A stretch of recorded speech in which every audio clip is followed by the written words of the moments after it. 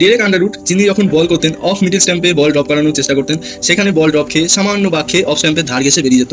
তো কিন্তু of stamp কিন্তু ছুতো না।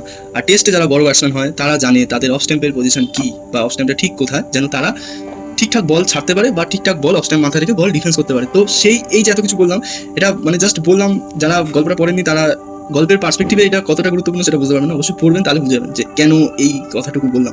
তো এই জায়গাতে এসে এই যে প্রকাশদার একটা কথা কথকের কানে বাজে যে দেবু বলটা ছেড়ে দে, মানে দেবু বলটা লিপ কর। তো কেন বললো সেটা আর বলছি না, কিন্তু ওই যে কথাটা কানে বাজলো, দেবু কিন্তু মানে কথক যে সে একটা মানে অনেক বড় ম্যাসাকার থেকে বেঁচে গেল বা নিজেকে সরিয়ে নিয়ে ওখান থেকে ওই যে মুহূর্তটা সেখান থেকে বেরিয়ে গেল।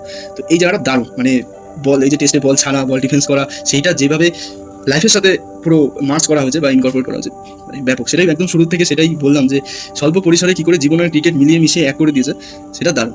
তার মধ্যে মেইন যে মুখ সেটা হচ্ছে গাভাস্কার।